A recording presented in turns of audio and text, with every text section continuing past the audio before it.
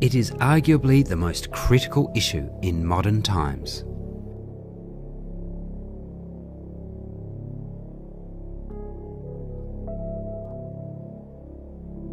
A driver of our changing climate.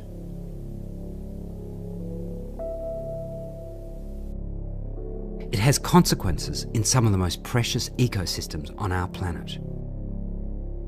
It is, of course, carbon dioxide. Professor Malcolm McCulloch is researching the variation in carbon dioxide over the past several hundred years.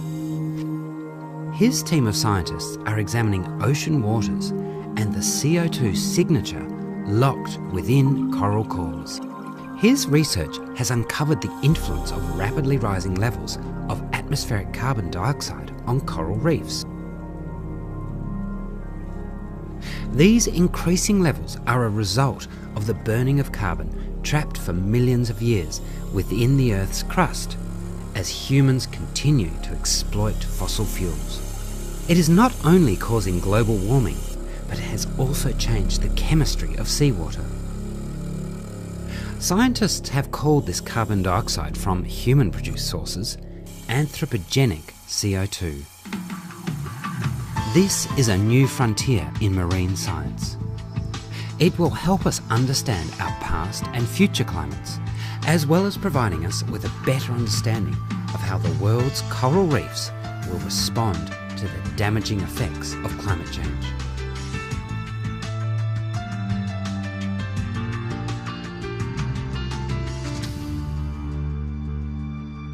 Coral reefs are the foundation of biodiversity in our oceans.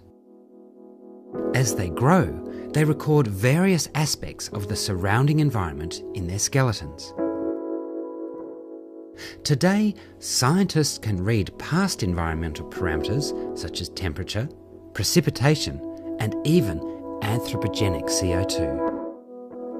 The reason we're here is that we're trying to look at the effect of CO2 uptake by the oceans, and we're looking at the effect of this dissolution of CO2 into the surface waters and how that's affecting the shallow water corals that are in this lagoon and on the outside of the Rowley Shoals. Rowley Shoals is a remote reef complex 300 kilometres off the Western Australian coastline. Professor McCulloch and a team have picked this location for good reason.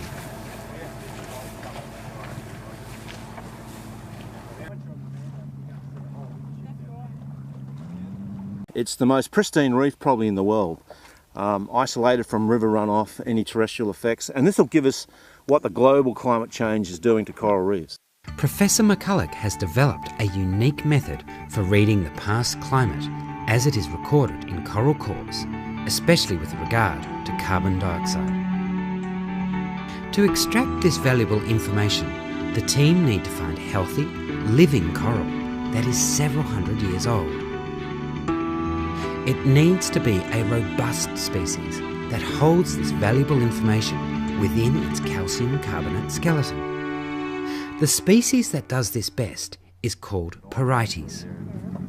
Here in the Rowley Shoals, there are countless Porites, but relatively few of them are specifically what Professor McCulloch needs for his research. Want me to jump in? Yeah, go in. Dive over. And we're looking for a nice large Porite, several metres wide, several metres high, but rather smooth on top, because that means the layers of growth layers are very regular and much easier to follow. But how do we know if these pristine coral reefs are truly affected by anthropogenic CO2?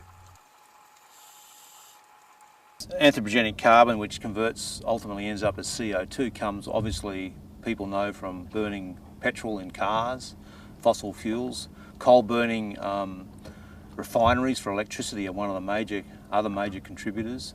Also making things like cement can also contribute. So as a result of all these, the CO2 in the atmosphere has gone up. It turns out that the burning of all the fossil fuels, the ultimate source of this extra carbon, has a distinctive isotopic composition, and it changes this in a certain particular direction. And we can see that in these coral records. When we measure the carbon isotopic composition of these corals, we can see that its composition changing in the same way the atmospheric CO2 composition is changing. This tells us that it's coming from industrialisation, fossil fuel, so the source of extra carbon in the surface waters is definitely labelled as anthropogenic CO2. Back at sea, our scientists are still searching for the ideal Porites specimen. We just ran over something which is, look at that. Out of here. Yeah, I think we should be able to do something with that. It's big enough that you could probably find a space. Yeah, and Buoy on this one? yeah, we'll put a buoy on this one, you reckon? I think so. We've seen one of them, very large one, but the top of it was had died and had been overgrown. We've got a couple back there. This looks like a really good spot. Oh, that's a good one. Absolutely. But we've got two good spots out here now. Yeah. So we're you know, able to get up, go back, get the gear, start working. They're quite close to, you know, sort of 100 metres apart. John, you want to come? Yep. The team discussed their safety and strategy plans before the vital core is extracted. This goes down, and then that locates the, locks the barrel in.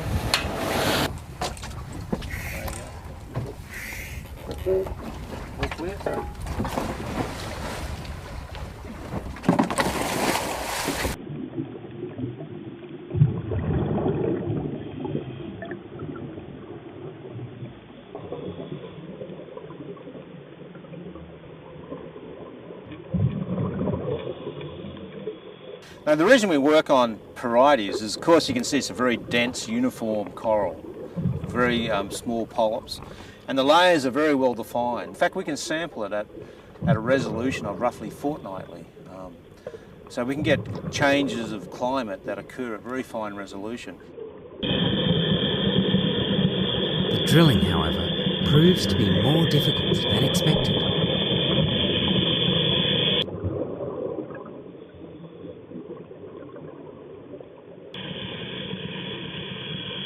The corals have been living for at least 200 to 300 years, except the drilling equipment we have here is proven to be limited a little bit because this particular site, the corals are very, very hard.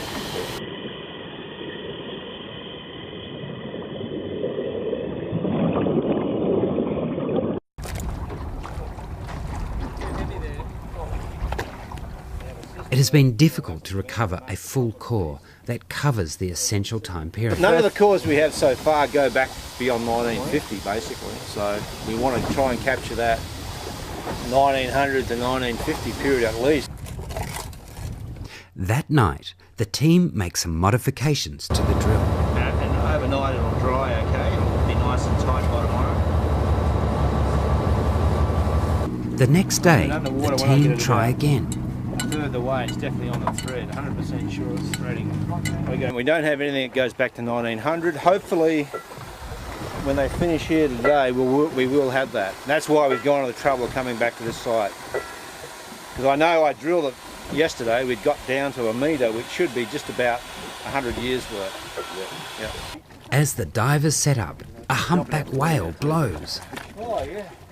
It is a reminder of how spectacular, rich and important these marine habitats are.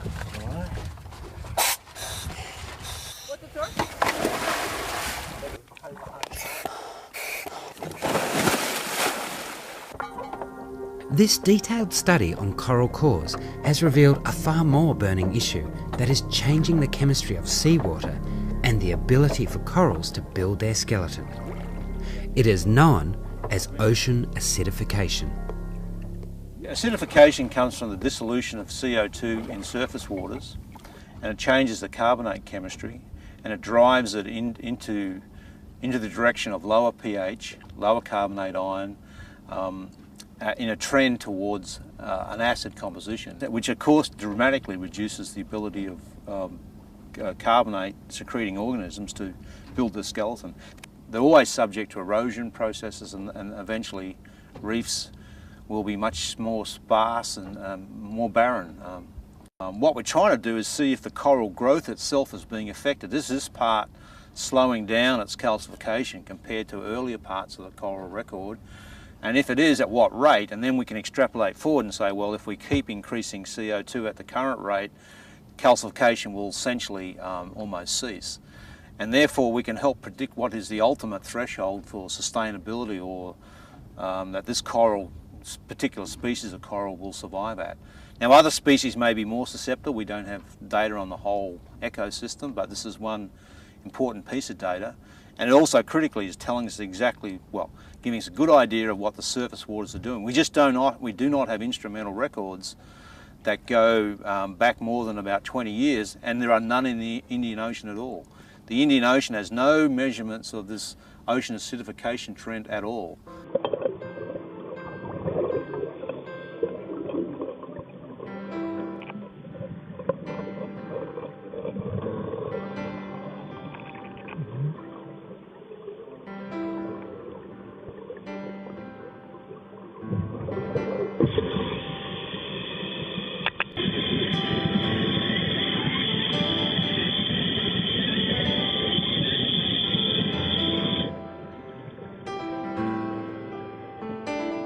Finally, the team seemed to have reached the target core depth.